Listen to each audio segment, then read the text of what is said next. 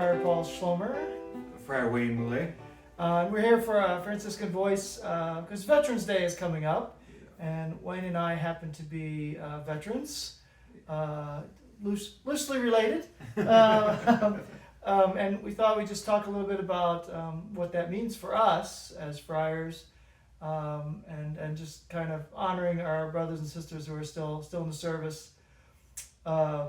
So I'm ex-Navy. I was ROTC through my undergraduate at Notre Dame and was commissioned as an ensign in 1987. And I served until about 92 when I left and went to graduate school. And you?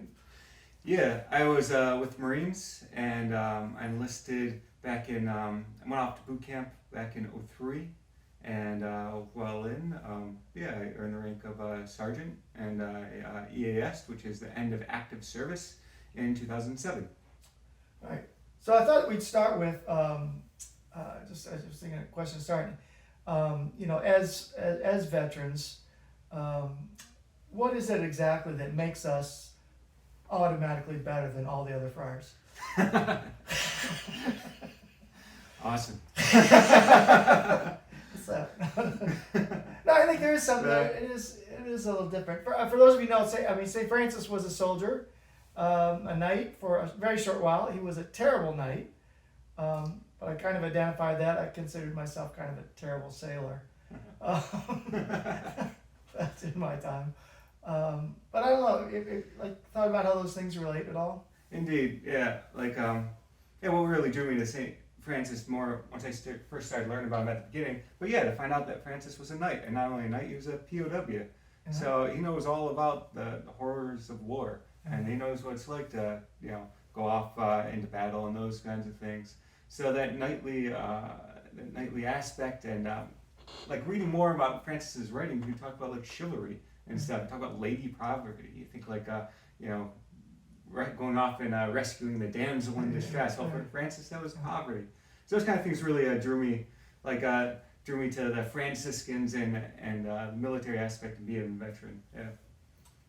Do you find because I know how you felt in your service, but and certainly St. Francis, patron of the environment, and was very much into peacemaking. As a thing, once he turns his back on knighthood, and sometimes I struggle with that. I know when I was in the military, especially towards the end of my service, when I was in charge of the Tomahawk missiles. Oh man! All yeah, right. And that was the first time I really started having some second thoughts about what I was doing, and I didn't because my first command was a mine sweep. It was a purely defensive mission.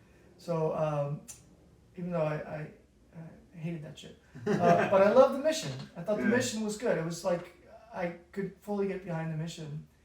And then the Tomahawk, mostly because it's fire and forget weapon. So you don't know what your target is. Yeah. That was maybe a little queasy. And so even now, I'm very it's not like I'm anti-military. Yeah. And sometimes I struggle with the sort of pacifist roots of Christianity, really. Yeah.